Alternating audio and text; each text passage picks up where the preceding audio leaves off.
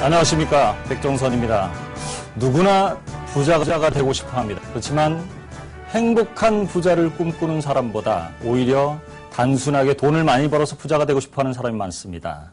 오늘 행복한 부자가 되는 지름길, 돈이 걱정이 없고 부자도 되고 싶은 그런 사람을 위한 지름길을 안내하고자 합니다.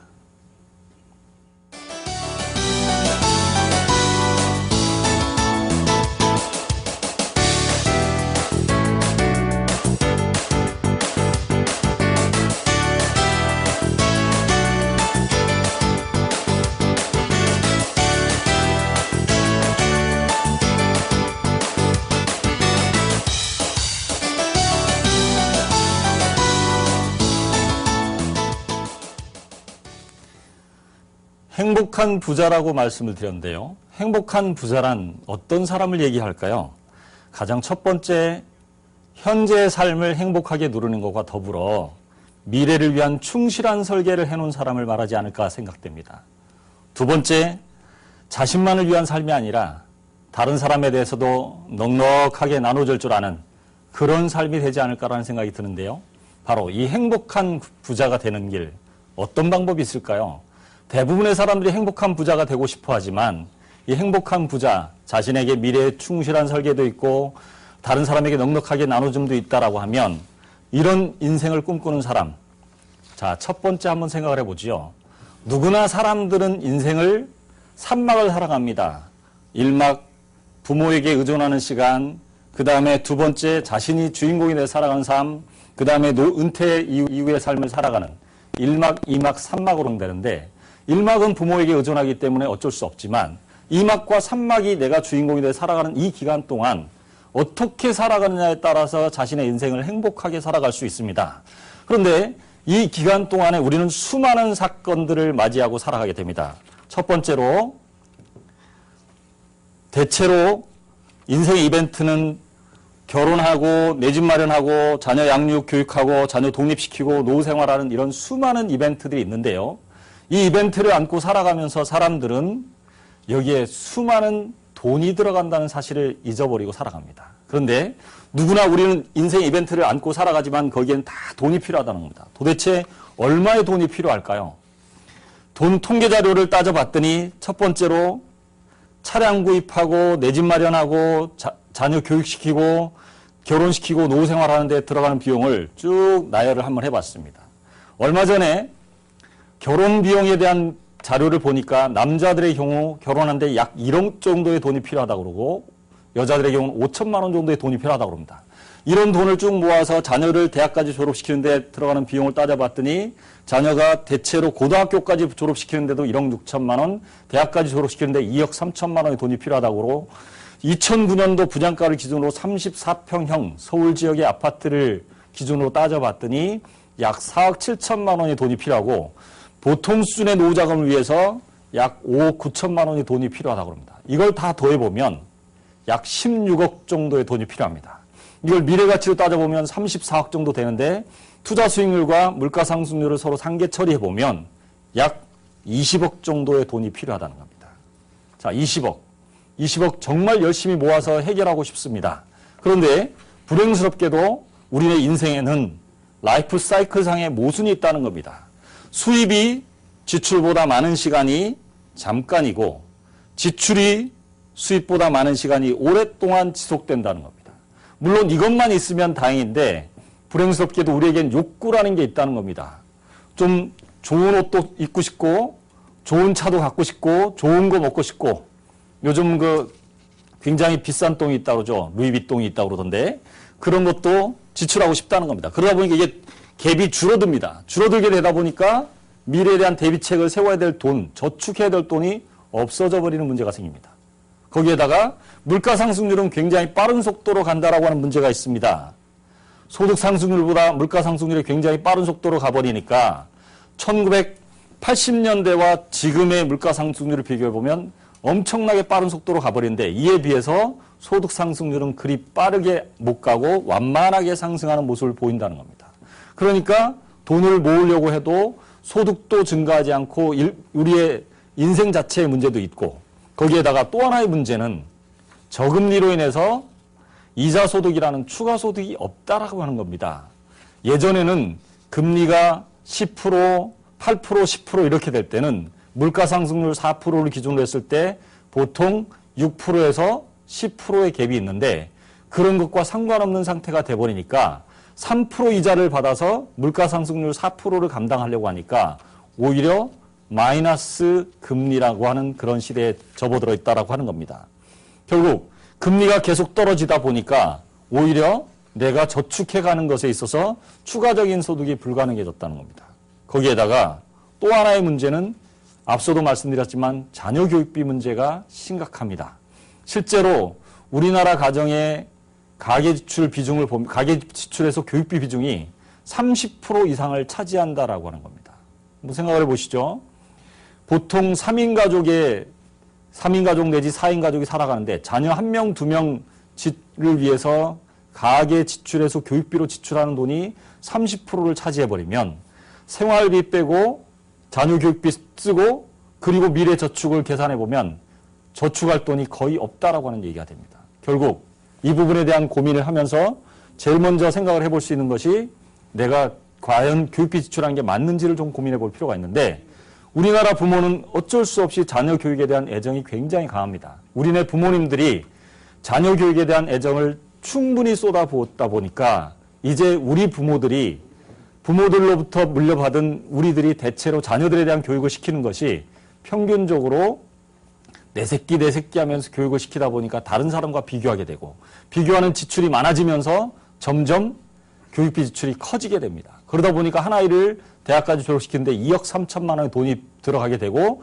결국은 자녀 교육시킨다고 자신의 노후 준비도 제대로 못하는 상황에 이르게 된다는 겁니다. 그런데 문제는 여기에 또 하나의 문제가 있습니다. 나이가 들면 적절히 사람들이 평균 수명이 적절해서 돌아가셔야 되는데 평균 수명이 자꾸 증가되다 보니까 자꾸 오랫동안 살게 되는데 반대로 아이들이 안 태어난다는 겁니다. 평균 수명은 올라갔는데 애들이 나를 책임져줄 아이들이 많이 태어나야 되는데 출산율은 점점 떨어지면서 문제는 심각하게 이런 상황에 처해버렸다는 겁니다. 그러다 보니까 인구 구조가 변해버려요. 유년 인구의 비중이 1980년대 34%를 차지했던 것이 이제는 점점점 떨어져서 지금 향후에 지금으로 10년 뒤가 되면 13%, 20년 뒤가 되면 12%, 30년 뒤가 되면 약 11%대로 떨어져 버린다는 겁니다. 이런 상황이 돼버리면 어떤 문제가 생기느냐면 바로 인구 구조의 변화가 발생해 버립니다. 인구 구조의 변화. 1950년대 우리 부모를 생각을 해보시면요. 아이들이 많이 있으면서 이 아이들이 부모 한 사람을 모시고 살아갑니다. 그러다 보니까 효라는 가치 사슬 구조에 살아갑니다. 부모가 자기 자신의 모든 희생을 다해서 아이들을 교육시켜 놓으면 이 아이들이 부모를 책임지겠다는 의식이 강하고 이게 우리나라의 전통적인 효라는 가치 사슬 구조에 살아가는데 문제는 이 인구 구조가 바뀌었을 때의 문제입니다. 화면을 보시면 1955년도에 인구 구조를 보면 삼각형 모양을 나타냈는데 이게 2005년에 오니까 이렇게 횃불 모양이 됩니다. 횃불 모양의 상단에 불꽃이 사라지게 되면 베이비부머라고 일컬어지는 2세대입니다. 뚱뚱하게 보이는 이 시기가 1955년생부터 1963년생까지의 1차 베이비부머, 그 다음에 그 이후에 2차 베이비부머, 3차 베이비부머를 다 더해보면 2030만 명의 베이비부머가 나오는데 이 사람들이 위로 올라갔을 때 정확히 역삼각형 구조를 그리게 된다는 겁니다. 역삼각형 구조를 그려버리게 되면 어떻게 되느냐면 노인 한 명을 부양하기 위해서 경제활동을 하는 사람들의 숫자가 급격하게 줄어들게 됩니다. 지금은 베이비붐 세대가 우리나라 전체 경제활동의 대부분을 차지하고 있기 때문에 이 문제를 해결할 수 있습니다만 그런데 문제는 우리나라 전체 인구 중에 이 사람들의 숫자가 자꾸 줄어들게 되면 경제활동 인구는 줄어들게 되고 그렇게 되면 결국은 노인 한 명을 부양하는데 인원수는 점점 줄어들게 됐다는 겁니다. 화면을 다시 한번 보시면요. 노인 한 명을 부양하기 위해서 생산 가능 인구가 2005년도에 7.9명이 돈을 벌어서 노인 한 명을 부양했습니다. 그런데 2010년에는 6.7명이 돈을 벌어 노인 한 명을 부양하고 지금부터 10년이 지나면 4.6명이 돈을 벌어 노인 한 명을 부양하고 지금부터 20년이 지나면 2.7명이 돈을 벌어 노인 한 명을 부양합니다. 통계청 자료를 그대로 인용을 해서 보면 이렇게 되면 노인 한 명을 부양하는데 숫자가 급격하게 줄어들게 되니까 지금 노인 한 명을 부양하는 데 있어서 생각을 해보시죠. 정부가 책임을 져줄 수 있는 최저 생계비 수준이 50에서 100만 원 사이라면 인원이 점점점 줄어들게 되면 생산 가능 인구가 점점 줄어들게 되면 아이들이 부모를 책임지기 위해서 생산해서 노인 한 명을 부양해주는 금액이 급격하게 줄어들게 되고 지금부터 20년 정도가 지나면 노인 한 명을 부양해서 정부가 책임져 줄 수 있는 돈이 10만 원, 20만 원 남짓에 불과할 것이라는 겁니다. 생각을 한번 해보시죠. 2명이 결혼해서 1명 낳고 2명이 결혼해서 1명 낳았어요. 이 2명의 아이들이 오랫동안 사는 4명의 부모를 책임지려니까 너무너무 힘든 거죠. 그러니까 자기네 먹고 살기도 바빠 죽겠으니까 부모를 책임지지 않습니다. 또 한번 생각을 해보시죠. 지금의 중장년층을 형성하고 있는 이분들의 생각과 이분들의 자녀분들의 생각이 틀립니다. 제 딸아이하고 어느 날 대화를 하는데 제가 느낀 겁니다. 고등학교 3학년 된 제 딸아이하고 대화를 하려는데 제 딸아이가 대화하자고 그랬더니 소파에 누워요. 아빠 얘기해 그래요. 제가 어렸을 때는 제 아버지와 대화를 하려면 무릎을 꿇거나 정제서로 앉아서 대화를 했던 것 같은데 제 딸아이는 저와 다른 겁니다. 굉장히 화가 나지만 어쩔 수 없이 얘기하는 겁니다. 제가 어렸을 때는 부모님이 저를 야단을 치는 것은 물론이고 때리기까지 했는데 제가 만약에 때려버리면 제 딸내미는 집을 나갈 수 있습니다. 그래서 어쩔 수 없이 부드럽게 얘기합니다. 부드럽게 얘기했는데도 기분 나쁘다고 지방에 들어갑니다. 그럼 어쩔 수 없이 제가 엄지로 대화하는 거죠. 딸내미 사랑해 대화 좀 해 하고 보냅니다. 근데 제 딸아이는 거기에 답을 합니다. 10초도 안 돼서 아빠 나도 사랑해. 그렇지만 대화는 싫어. 뭐 이렇게 오니까 제 딸아이가 저를 책임진다는 거 불가능하다고 봅니다.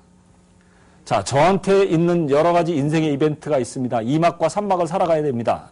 거기에 자동차도 사야 되고 집도 사야 되고 자녀 교육도 시켜야 되고 노후 생활도 해야 되는데 내게 필요한 자금은 20억 정도의 돈이 필요하다는데 내가 돈을 벌 수 있는 시간은 제한돼 있고 저축할 수 있는 시간은 더 제한돼 있습니다. 예전에는 부모님들이 자식을 의지했지만 자녀가 나를 책임질 수 없습니다. 물가는 너무 빠른 속도로 갑니다. 소득 상승률보다 빠릅니다. 금리는 너무 약합니다. 고민스럽습니다. 그래서 어떻게 하라는 얘기냐. 그래서 사람들이 재테크를 해야 된다고 합니다. 자, 재테크를 해야 된다고 하는데 재테크의 제일 먼저 첫 번째 재테크 현실은 어떤가요? 서점에 가면 책을 보면 알 수 있습니다. 억걱거려요. 종잣돈 만들기, 3천만 원 만들기 이런 책은 아예 팔리지도 않습니다. 적어도 10억 만드는 비법 정도 돼야 책이 불티나게 팔린다는 겁니다. 뭘 의미합니까? 대박을 생각한다는 겁니다. 대박을 생각한다. 그 재테크 방송의 대부분들이 대박을 얘기하고 있죠. 그런데 대박 과연 가능할까요? 한 가지 더 보죠. 최근에 단기 위주의 재테크를 하는 것을 볼 수 있습니다. 사람들이 재테크를 한다고 그러면 대박을 노리든지 그렇지 않으면 넣었다가 금세 카드로 긁기 바쁘니까 이 금액을 쓸 수 있는 돈으로 자동차 사고 그 다음에 이것저것 지출하다 보니까 불필요한 소비를 하는 단기 위주의 재테크를 해서 그 돈이 모아지면 불필요한 소비를 해버리는 그런 양상으로 갑니다. 그렇지 않으면 완전히 재산이 증식이 불가능한 상태로 가버리는 겁니다. 거기에다가 노후자금이나 교육자금은 전혀 부족한 상태가 돼버리는 거지요. 거기에다가 돈이 들어오면 돈이 좀 쌓여야 될 거 아닙니까? 그런데 불행스럽게도 우리에게는 구멍이라는 게 있다는 겁니다. 어쩔 수 없는 구멍이 있겠죠. 고물가, 저금리, 그 고령화라는 어쩔 수 없는 구멍이 있겠죠. 그런데 우리가 막을 수 있는 구멍이 있어요. 무계획적으로 지출하는 것 막을 수 있습니다. 그 다음에 내 인생에 대한 재무목표를 세우고 그걸 그 계획대로 가는 재무목표를 세울 수도 있습니다. 조금만 더 금융에 대해서 공부하면 금융 문맹을 스스로 극복할 수 있습니다. 근데 이 구멍이 우리에게 쏙쏙 나 있으니까 돈이 다 새버리는 거죠. 그러면 이걸로 끝나느냐면 사람들은 재테크 수단에 대해서 수익률이 많이 날 것이라고 기대를 갖고 거기에 몰빵을 합니다. 한번 보시죠. 2005년도 재테크를 보면 정기예금이 3.8%였습니다. 그런데 서울 지역의 아파트가 13.4%였습니다. 펀드를 봤더니 30.6%였습니다. 정기예금보다 무려 10% 상승률을 나타냈으니까 어마어마한 수익률이 난 거죠. 그러니까 사람들이 너나 할 것 없이 펀드에 투자했습니다. 2006년도 펀드에 넣었더니 어떻게 됐나요? 정기예금이 4%였는데 펀드가 5%였습니다. 별 볼 일 없습니다. 근데 서울 지역의 아파트를 보니까 27% 수익률이 난 겁니다. 작년에 13% 정도 수익률이 났는데 올해 27%까지 올라갔으니까 이러다가 집을 못 사는 거 아닌가라는 걱정이 됐습니다. 그래서 대출을 받아서 무리하게 집을 샀습니다. 그런데 잠깐 보니까 중국 펀드도 대박인 겁니다. 그래서 사람들이 2006년도에 결심을 합니다. 2007년도 시작하자마자 내가 펀드에 넣어봐야지 하고 넣었던 그 마음에서 서울 지역 아파트를 무리하게 대출해서 삽니다. 그리고 나머지 남는 돈이 한 1,000만 원 있으니까 아무 생각 없이 2008년도 베이직 올림픽도 있겠다 생각돼서 중펀드에 몰빵합니다. 그렇게 됐더니 2007년도 11월 달부터 서울 지역의 아파트 값이 심상치 않게 떨어졌습니다. 그리고 다른 금융상품을 봤더니 금값과 채권과 예금은 재미가 있는데 나머지는 시쳇말로 아주 박살이 났습니다. 그리고 주식형 펀드도 박살이 났습니다. 이러자마자 뭐라 그래요? 나는 재테크하고 안 맞다는 겁니다. 나는 재수가 없다는 겁니다. 그런데 이것만이 문제일까요? 사람들이 여기서 홀라당 팔아버리면 문제겠죠. 근데 2009년도 보니까 다시 금이 쫙 올라가 버린 겁니다. 모든 펀드가 다시 올라갔어요. 이러면서 뭐라 그래요? 나는 홀라당 팔아버렸는데 다시 올랐다. 나는 재테크에 재수가 없어도 더럽게 없다라고 표현합니다. 그런데 실제로 여기에 뭐가 문제가 있을까요? 한번 보시죠. 첫 번째 문제는 바로 뒷북 투자를 한다는 겁니다. 자꾸. 뒷북 투자한다는 얘기는 무슨 얘기냐? 다른 사람이 올라간다 쫙 올라갔을 때 그때 투자한다는 얘기입니다. 몰빵 투자라고 하는 것은 어떤 개념이냐면 내가 한꺼번에 여러 가지에 분산하는 것이 아니라 한쪽에 몰빵해버린다는 겁니다. 부자들은 투자를 할 때 1,000만 원이 있다면 200만 원은 채권에 넣고 200만 원은 주식에 넣고 200만 원은 금을 사고 200만 원은 장기 투자를 하고 200만 원은 예금에 넣을 겁니다. 그런데 대부분의 사람들이 돈이 별로 없는 사람들은 인생 뭐 있어 한 방이지 하고서 넣어버린다는 겁니다. 그러니까 맨날 실패한다라고 하는 겁니다. 그렇다면 어떻게 하라는 거냐?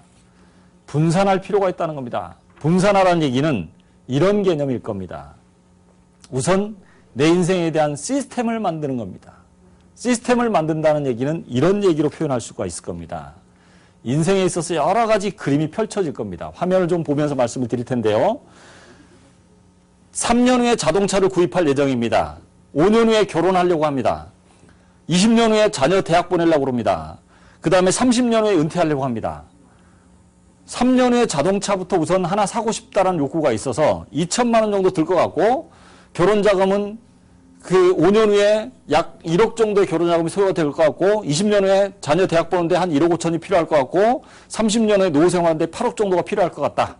그러면 인생의 시스템을 설계한다는 얘기는 이때 필요한 3년 후에 필요한 2천만 원, 5년 후에 필요한 1억을 준비하기 위해서 3년짜리, 5년짜리, 20년짜리, 30년짜리 플랜을 세운다는 겁니다. 즉 다른 말로 얘기하면 필요한 시점에 필요한 만큼의 돈이 마련돼 있도록 미리 계획하고 준비하는 행위를 하는 것을 Personal Financial Planning 또는 재무관리 시스템을 구축한다고 얘기합니다. 그러면 재무관리 시스템을 구축하기 위해서 가장 먼저 뭘 해야 될까요? 한 4단계로 좀 분류해 보겠습니다.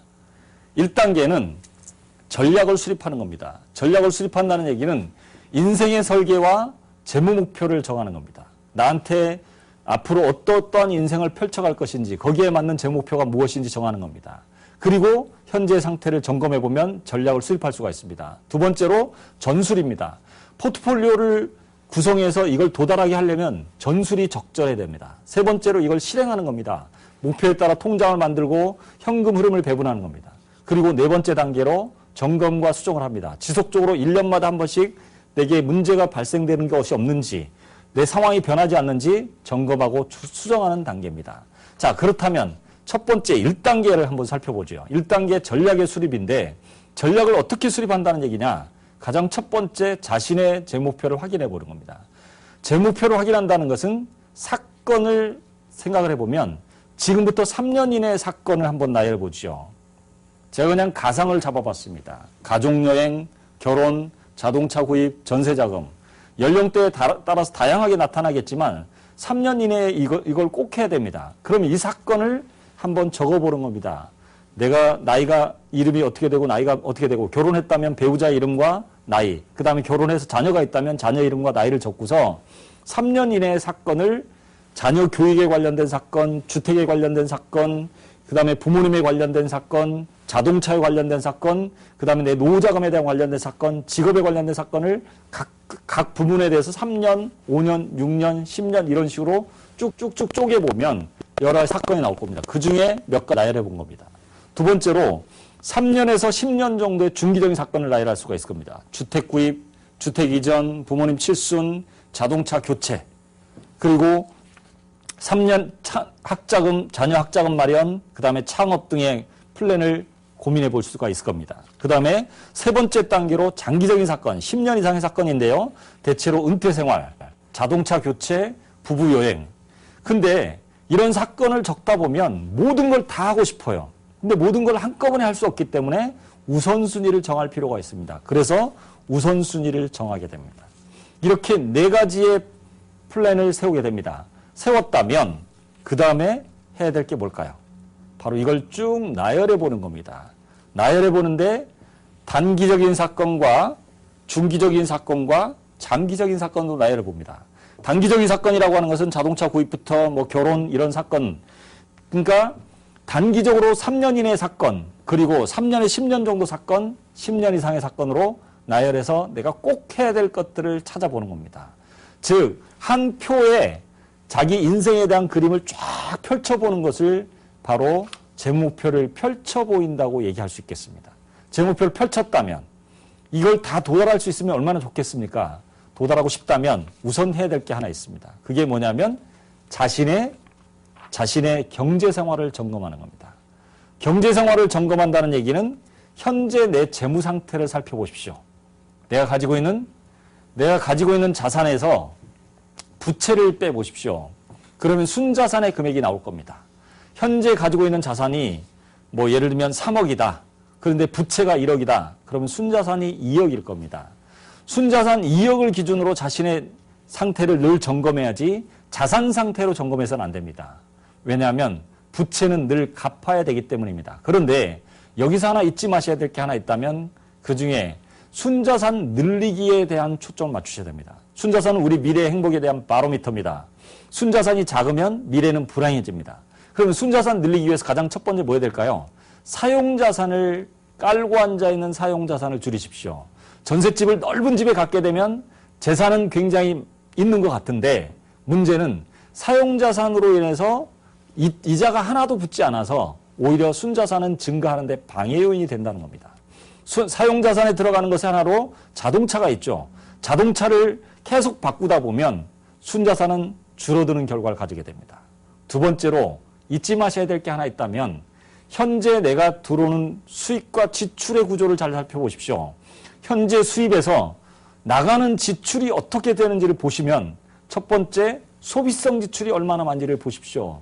표를 다시 한번 보면서 말씀을 드리면요. 소비성 지출을 보면요. 소비성 지출에 대부분의 사람들이 굉장히 많은 돈을 지출합니다. 소비성 지출이 내용이 많은데도 불구하고 이걸 철저하게 따져보지 않습니다. 비소비성 지출, 저축과 투자로 많이 들어가야 저축이 되는데 내 순자산이 증가되는데 그 부분을 간과한다는 겁니다. 더군다나 누수자금이 너무 많다라는 겁니다. 누수자금이 쓴 것도 없는데 없어지는 것들을 살펴보시라는 겁니다. 그러기 위해서 소비성 지출의 내용의 하나하나를 좀 살펴보십시오. 식비, 외식비로 의외로 많이 지출됩니다. 학교 다닐 때 엔겔계수라는 거 배우셨을 겁니다. 엔겔계수에서 잘 아시겠지만 식음료비, 가계출에서 식음료비가 차지하는 비중이 높으면 높을수록 식비, 외식비 비중이 높으면 높을수록 극빈층이 될 가능성이 높다는 겁니다. 의외로 우리가 통신비 많이 지출합니다. 아까도 말씀드렸지만 아이들이 나를 배신할지도 모르는데 교육비를 너무 많이 쓴다면 좀 문제가 있지 않을까요? 한번 생각해 보시죠. 세 번째로 보장성 보험, 친척이 보험회사 들어갔다고 해서 친구가 보험회사 들어갔다고 해서 전 직장 동료가 보험회사 들어갔다고 해서 어느 날 홈쇼핑 보니까 저거 정말 괜찮은 것 같아서 어느 날 어디에 무슨 띠링띠링 하는데 그거 빠진 것 같아서 이런 식으로 든다면 보험은 내게 쓸데없는 보험이 훨씬 많아질 겁니다. 월 소득의 10% 정도, 월세득의 10% 정도로 보험료를 줄인다면 내게 적절한 보험료 지출이 될 겁니다. 즉 소비성 지출과 비소비성 지출에서 과도하게 지출되는 것들을 줄여야만 됩니다. 그래야만 내가 수입에서 지출로 빠지는 것 중에서 저축과 투자로 들어가는 금액이 커진다는 겁니다. 즉 제가 말씀드리고 싶은 것은 월간 지출의 합계는 월간 소비의 합계에서 꼭 맞추십시오. 그달 벌어서 그달 쓰는 구조를 만들라는 겁니다. 미래 쓸 것을 지금 쓰는 돈을 미래 쓸 돈을 미리 앞에서 땡겨 쓰면 할부 인생을 살게 됩니다. 핸드폰 할부하죠. 자동차 할부하죠. 그 주택 할부하죠. 자녀 학자금 할부하죠. 문제는 노후 자금이 할부가 안 됩니다. 즉 그달 들어오는 수입 범위 내에서만 지출하면 저축하는 금액이 늘어날 수 있는 기회를 만든다는 겁니다. 이렇게 하려고 하니까 전술이 필요합니다. 전술은 뭐냐면 바로 내가 이런 것을 해결하기 위해서 어떤 방법을 쓸 것이냐는 겁니다. 그렇게 하기 위해서 제가 한 가지 제안을 좀 드리려고 합니다. 매달 돈이 들어오면 돈을 그대로 월급을 받으면 월급 통장에 그대로 놔두지 마십시오. 심지어 월급 통장에 마이너스 통장 연결해서 월급을 쓰는지 마이너스를 쓰는지 헷갈리게 만들지 말라는 겁니다. 그렇게 하려고 하니까 반드시 이렇게 세 가지 통장으로 나누십시오. 첫 번째 소비성 통장. 직전 앞서 화면에서 보셨지만 내게 지출되는 여러 가지 항목들을 보니까 직전 3개월 동안 분석을 해보니까 공과금, 생활비, 용돈, 세금 등으로 얼마가 나간다라고 하는 게 정해졌다. 그럼 그 금액만큼을 직전 3개월 평균을 정한 다음에 그 금액보다 한 5% 내지 10%를 정도를 줄여서 그 금액만큼 소비통장을 하나 만드십시오. 은행에 가서 여러분의 이름으로 쓰고 괄호치고 소비라고 쓰면 통장 표면에 소비라고 찍어줍니다. 그 소비통장에 직전 3개월 평균 공과금, 생활비, 용돈, 세금 이런 것들의 생활비 부분을 그 금액의 95% 내지는 90%만 여기다 넣으십시오. 그리고 이걸 체크카드로 연결해서 사용하십시오. 체크카드를 사용하게 되면 소득공제 효과를 거둘 수가 있습니다. 소득공제 25%까지 해줍니다. 신용카드는 20%밖에 안 되는데 자 이렇게 보내고 나면 나머지 돈이 있겠죠. 남는 돈 10% 줄인 돈과 그 다음에 원래 저축하던 금액을 투자형 통장으로 보내십시오. 투자형 통장은 반드시 세 가지 형태를 취하는데요. 첫 번째, 예적금으로 들어가는 통장의 30 내지 40%. 그 다음에 적립식 펀드 중에 투자 상품으로 들어가는 것에 30 내지 40%. 자녀 교육과 노후 준비를 위한 10년 이상의 장기 투자에 30 내지 40%를 투자하십시오. 그렇게 되면 소비통장과 투자통장으로 양분이 돼서 어떤 체계를 갖추게 됩니다. 그런데 반드시 우리 집에 문제가 생길 수가 있습니다. 부모님 집에 보일러가 고장나기도 하고 예기치 못한 사건이 발생할 수 있습니다. 그래서 보너스를 탈 때마다 비상자금 통장을 하나씩 만드십시오. 비상자금 통장에 보너스를 탈 때마다 넣으십시오. 월 생활비에 6개월치가 쌓일 때까지 100만 원이 생활비였다면 600만 원이 쌓일 때까지 비상자금 통장에 넣으면 내게 완벽한 시스템이 갖춰지지 않겠습니까? 이것을 바로 전술이라고 한다는 겁니다. 전술이 됐다면 세 번째 해야 될 것이 있습니다. 바로 실행이지요. 실행을 어떻게 할 것이냐. 실행이라고 하는 것은 통장을 쪼개서 배분하고 거기다 집어넣는 것인데 집어넣는 원칙이 하나 있어야 된다는 겁니다. 그 원칙은 아까도 말씀드렸지만 단기, 중기, 장기로 플랜을 세웠다면 장기, 중기, 장기에 맞도록 단기 플랜이라면 3년 미만의 사건에 대해서 가족여행, 자동차 구입 이런 사건들을 나열하고 거기다 적는 겁니다. 여기다 넣을 때는 무조건 원금이 보장돼야 됩니다. 3년 미만의 사건에 투자 수익을 내겠다라고 플랜을 세우면 물론 주식 투자는 단기적으로 갈 수 있겠지만 주식 투자가 아니라 내 인생의 재무 플랜을 세울 때는 3년 미만의 사건은 투자 수익보다 원금의 보장이 되느냐, 거기에 적절한 이자가 붙느냐에 초점을 맞추셔야 됩니다. 그래서 이런 것들은 주로 수십 출금이 되는 통장도 이자가 붙게 하고 그 다음에 1년짜리 적금에도 이자 수익이 가장 높은 것이 어디 쪽인지를 찾는 겁니다. 거기다가 세 번째로 원금이 보장되는 예금 이자이면서 이자 소득세를 안 내는 방법이 뭐냐, 절세 상품이 어떤 것이냐 찾는 방법. 그리고 이 상품에 대해서도 특판성을 지금처럼 그 금리가 어느 정도 제한돼 있을 때는 특판 상품을 파는 금융기관이 어딘지 찾는 발품을 파는 노력이 필요합니다. 자, 3년에서 10년 정도 플랜을 세운다고 하면 중기적인 플랜이 될 겁니다. 중기적인 플랜은 단기가 안전성 위주였다면 중기적인 플랜은 수익성 위주로 가야 됩니다. 수익성 위주라고 하는 것은 과감한 투자 수익을 도전하는 것이 필요합니다. 다만 투자 수익을 위해서 추구해야 될 것이 하나 있습니다. 투자 수익을 추구하기 위해서 작년에 수익이 100% 났으니까 올해도 수익이 많이 나는 상품에 넣겠다. 오히려 잘못된 생각입니다. 오히려 투자 수익을 거두기 위해서는 투자 리스크를 줄이는 방법을 택해야 됩니다. 철저하게 분산하라는 겁니다. 분산할 때 첫 번째 생각해야 될 게 하나 있는데요. 그게 뭐냐면 바로 리스크 해칭을 위해서 스타일을 분산해라는 겁니다. 펀드를 예를 들어보면 스타일을 분산하면 스타일에도 그 배당형, 가치형, 성장형 이런 여러 가지 스타일이 있습니다. 거기에 맞는 것들을 선택해야 됩니다. 두 번째로 한꺼번에 넣는 것보다 여러 번에 걸쳐서 분산하는 것이 좋습니다. 한 번에 넣는 것보다 매월 적립식으로 넣는 것이 좋고 1,000만 원이 있어서 한꺼번에 넣는 것보다 15번에 걸쳐서 넣는 것이 훨씬 더 유리합니다. 이제는 국내와 해외에 세계에 투자하는 시대입니다. 국내와 해외로 분산하는 이런 전략이 필요하다는 겁니다. 즉 철저한 분산을 통해서 리스크를 해지하는 방법을 택하는 투자를 해야만 3년에서 10년 정도의 완벽한 수익을 거둘 수 있다는 겁니다. 그렇다면 10년에서 20년 정도 플랜을 세운다면 어떻게 할 것이냐? 10년에서 20년 정도 플랜이라면 자녀교육과 노후준비라고 하는 플랜일 테니까 여기는 앞서보다 조금은 기간이 장기이기 때문에 리스크가 스스로 롤러코스터 원리를 쫓아가면서 매월 넣는다고 하면 어느 정도 리스크를 해지할 수 있기 때문에 상당히 공격적인 투자를 해도 된다고 볼 수 있습니다. 따라서 이런 것들은 오히려 주식 편입 비율이 높은 것을 택하되 언제든지 채권과 주식을 왔다 갔다 할 수 있는 그런 형태의 상품을 선택하는 게 좋습니다. 오히려 지금처럼 저금리일 때 안전성만 추구하는 그런 금리 연동형 상품을 장기 투자 상품으로 넣는 것은 오히려 불리해 줄 수 있다고 하는 겁니다. 따라서 이 원칙에 따라 투자할 필요가 있고 단기, 중기, 장기 플랜을 수립할 필요가 있다는 겁니다. 즉 제가 말씀드리고 싶은 것은 전통적인 자산 3분법은 유가증권과 예금과 부동산이라는 이런 원칙을 정할 필요가 있고 유가증권은 주식과 채권에 대한 비율을 정할 필요가 있다고 합니다. 이거보다 더 앞서는 것이 하나 있는데 바로 유동성과 투자자산과 직접투자자산이라고 하는 이런 원칙도 정해볼 필요가 있다는 겁니다.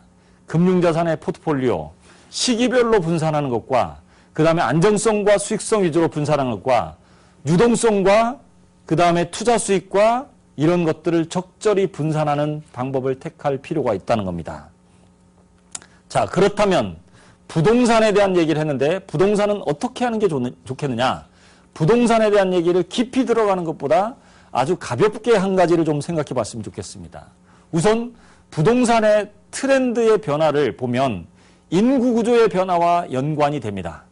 인구가 밑으로 갈수록 많아진다면 적극적으로 내 집 마련에 대한 초점을 맞추셔야 됩니다. 그런데 인구 구조가 역삼각형으로 간다면 점점 집이 남아도는 현상이 발생할지도 모른다라고 하는 그런 대비책을 세워야 됩니다. 그런데 그렇다고 해서 무조건 아파트를 배제할 것은 아니라는 겁니다. 그렇다면 가장 첫 번째 생각해야 될 게 지역부터 선정하는 것이 필요하다는 겁니다. 지역별 차별화 현상이 나타난다라고 하는 거죠. 지역별 차별화 현상은 뉴욕 같은 경우, 미국 뉴욕 같은 경우 맨하탄, 일본의 록봉기 힐, 홍콩의 홍콩 아일랜드 이런 지역에 특별하게 지역별 차별화 현상이 나타난다. 우리나라에서도 수도권을 중심으로 지역별 차별화 현상이 나타난 것다는 걸 기억하실 필요가 있습니다. 다만 그 지역에 과잉 공급이 되는 지역을 살펴보시면서 과잉 공급이 된다면 향후에 문제가 될 수 있다는 소지를 기억하실 필요가 있습니다. 두 번째로 부동산 투자에서 잊지 마셔야 될 게 하나 있는데 베이비붐 세대가 특성을 나타낸다는 겁니다. 베이비붐 세대가 대부분 대출을 받아서 내 집 마련을 했다라고 하는 것들은 통계 자료를 보면 알 수 있습니다. 그런데 이분들이 중대형 평형의 아파트를 장만했기 때문에 향후에 이 중대형 평형의 아파트를 중소형 평형의 아파트로 이전할 가능성이 있다는 겁니다. 왜냐하면 은퇴 이후에 대출이자를 감당하기 어렵고 대출금을 갚아야 되는데 부담스럽다면 집을 줄여가게 될 가능성이 높다.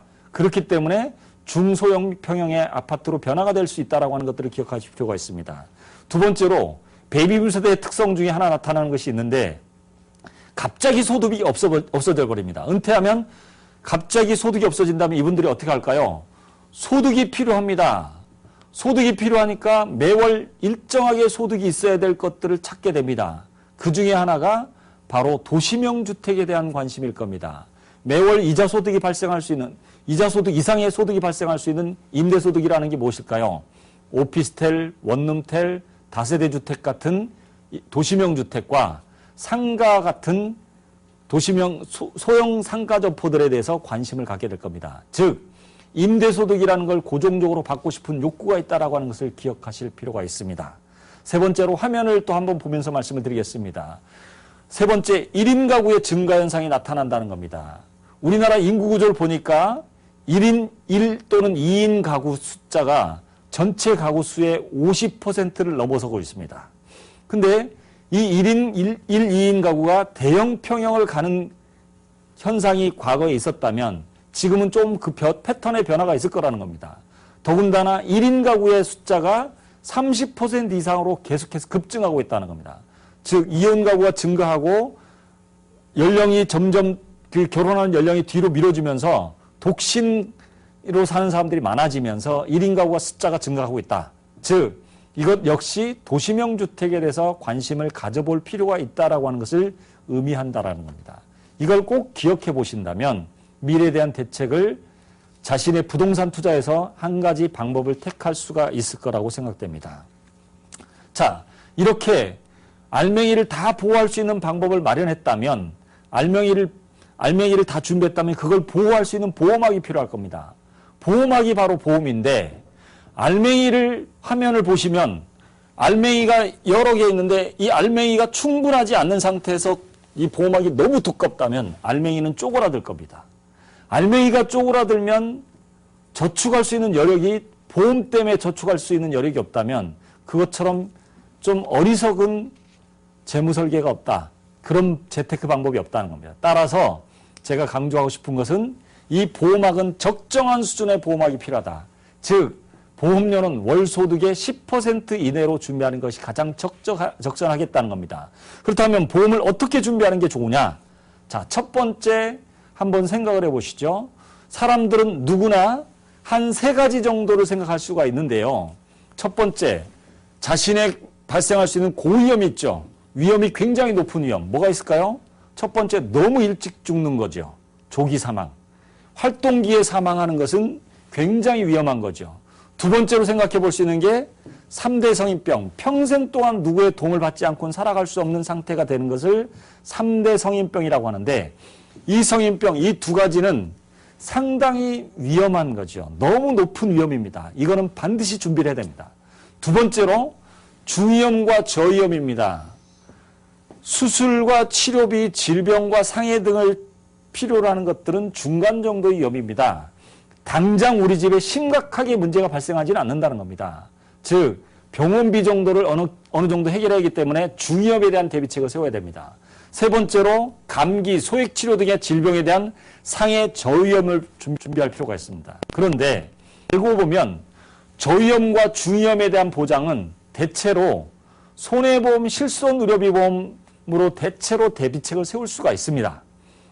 그리고 고위험에 대한 보장은 사망보장을 별도로 준비하고 3대 성인병 보장을 별도로 준비할 필요가 있습니다.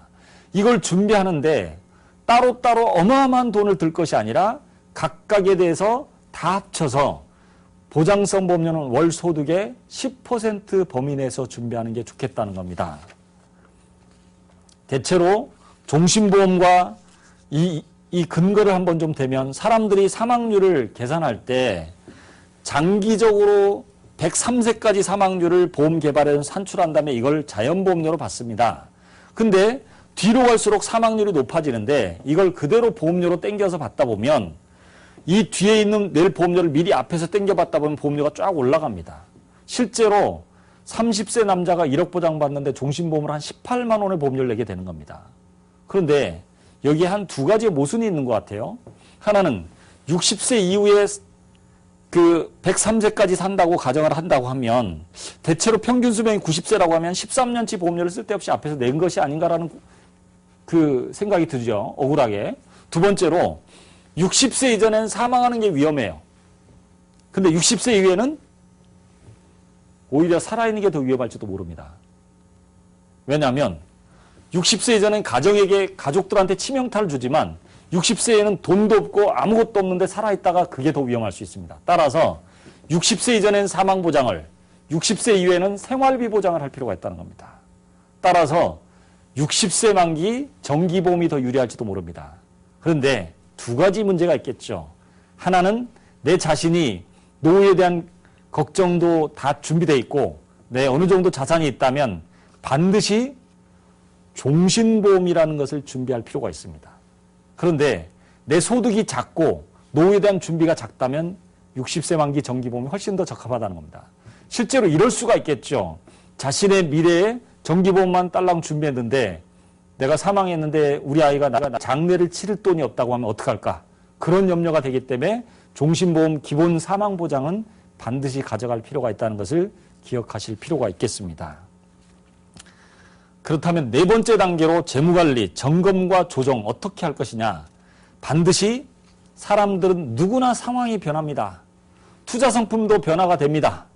그리고 1년마다 가정의 재무 상태를 점검할 필요가 있다는 겁니다. 제가 고등학교 3학년짜리 딸아이를 키우고 한참 키우고 있었는데 갑자기 늦둥이가 생겼습니다. 6살, 이제 6살밖에 안 된 아이가 태어났는데 이 6년 전에 예기치 못한 사건이 터졌기 때문에 우리 집의 가정의 재무 상태가 확 변해버린 겁니다. 이럴 수 있기 때문에 1년마다 반드시 점검을 해야 됩니다. 이것이 우리 인생에 있어서 굉장히 중요한 재무관리의 한 원칙이라는 것을 잊지 말았으면 좋겠습니다. 제가 이렇게 쭉 말씀을 드렸더니 그럼 웃자란 말이고 해서 한번 정리를 좀 해보겠습니다.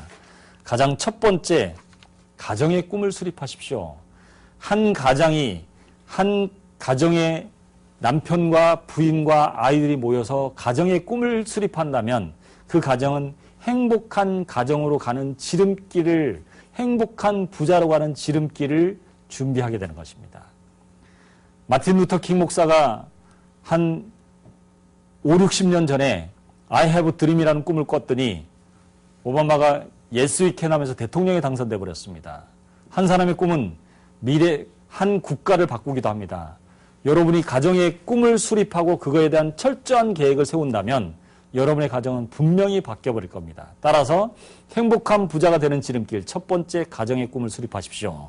두 번째, 잊지 마셔야 될 게 있는데 누구나 사람들은 이런 그림을 그리고 살아갑니다. 애가 태어나고 애들이 자라가고 애들 결혼시키고 둘만의 은퇴 생활을 하게 됩니다. 따라서 이 은퇴 생활을 위해서 자신이 반드시 준비해야 될 것들이 있습니다. 꿈이 있어요. 애가 초등학교 들어간다. 그 다음에 이때쯤 차도 사야 된다. 집도 사야 된다. 이런 꿈들이 있습니다. 자, 꿈에 맞도록 우리 집에 세운 꿈에 맞도록 저축기간을 일치시킵시오. 장기적으로 필요한 자금이 있을 거고 단기적으로 필요한 자금이 있을 겁니다. 각각의 시기에 맞도록 우리 집의 꿈과 저축기간이 맞지 않는다면 그 인생은 불행한 플랜이 세워질 수가 있습니다. 예를 들어보죠. 3년 후에 결혼할 예정입니다. 그런데 내가 저축하는 금액을 전부 7년 이상의 장기로 잡았다면 3년 후에 돈이 없어서 결혼 못합니다. 7년 이상의 장기 상품, 소득공제형 상품이 된다고 해서 그걸로 뭐 장기주택 마련저축, 연금저축, 은퇴설계 된다고 해서 변액유니버셜 같은 거 잔뜩 넣어놨습니다. 근데 3년에 돈이 없다면 이 사람은 결혼할 수 없습니다. 따라서 내 재무목표와 저축기간을 항상 일치시켜가면서 플랜을 세워야 된다는 것을 잊지 마시기 바랍니다. 세 번째로 제가 꼭 말씀드리고 싶은 게 있는데 자신의 소득 수준에 맞는 재무계획을 세우십시오. 사람들이 대체로 누가 연금 50만 원 넣었다면 아무 생각 없이 나도 연금 50만 원 넣습니다. 오히려 그것은 자신의 가정에 재정 파탄을 낳는 결과를 낳을 수도 있다는 겁니다. 자신의 가정의 재무 수준을 적합하게 만들려면 자신의 소득에 맞는 재무 플랜을 세워야 됩니다. 남들이 50만 원 하더라도 나는 연금을 20만 원짜리 넣으면 된다고 생각하면 20만 원만 넣는 게 맞습니다. 자신의 소득 수준에 맞춰서 플랜을 짤 필요가 있습니다. 네 번째로 가능하면 개인 재무주치를 고용하십시오. 미국인의 약 70%는 재무주치를 고용하고 그들의 도움을 받고 살아간다고 합니다. 미국 아이들은 고등학교를 졸업하면 부모님과 헤어져서 대학 기숙사에 들어갑니다. 그리고 학자금 론을 받아서 학교를 다닙니다. 그리고 대학을 졸업하면 집을 렌트해서 들어갑니다. 처음부터 빚쟁이로 시작하니까 미래에 대한 걱정이 정말 커집니다. 그러다 보니까 촘촘하게 자신의 인생에 대한 계획을 세웁니다.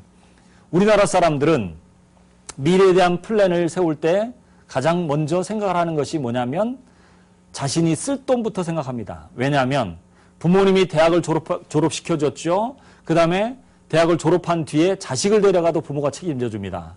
우리 부모는 자녀에 대한 무한 리필의식을 가지고 있습니다. 그러다 보니까 자녀들이 첫 월급을 받으면 이 돈은 지가 마음 깡떠도 된다고 생각을 합니다. 그러다 보니까 첫 월급 받자마자 부모님 내복을 사드리고 나머지 돈은 얘들아 모여 한턱 쏠게 하면서 이 사람한테 한턱 저 사람한테 한턱 쏘고 남는 돈 갖고 자동차 할부금 계약금 걸고 자동차 할부부터 뺍니다. 그러니까 처음에 여유 있게 출발한 우리나라 사람들은 15년이 지나면 여전히 서민층입니다. 미국 아이들은 처음에 빚쟁이로 시작했는데 15년이 지났는데 그때가 되면 이 사람들이 중산층에 도달하게 된다는 겁니다. 제가 꼭 말씀드리고 싶은 것은 우리나라에 재무주치가 10,000명 정도 있습니다. 국제공인재무상담사 자격을 가진 이 많은 친구들에게 한번 의뢰를 해보십시오. 그리고 자신의 미래에 대한 플랜을 세워서 행복한 부자가 되는 지름길을 택해 보라는 겁니다. 사람들은 대체로 자기 계획을 아무 생각 없이 세우게 되는데 누군가의 도움을 받는다면 확실한 플랜을 세울 수 있기 때문입니다. 오늘 행복한 부자가 되는 전략 한번 구체적으로 생각해 봤는데 자신의 인생에 대한 그림을 그리고 거기에 맞도록 플랜을 세우고 나가는 구멍, 새는 구멍을 막는 것에 초점을 맞추고 가족 모두가 같이 돈에 대한 대화를 시작하고 그걸 통해서 가족 모두의 협조를 구해서 거기에 맞는 적절한 플랜을 시기에 맞도록 단기적인 플랜, 중기적인 플랜, 장기적인 플랜을 세운다면 누구나 행복한 부자가 될 수 있다고 저는 확신합니다. 그에 대한 구체적인 플랜을 지금 당장 시작해 보시기 바랍니다.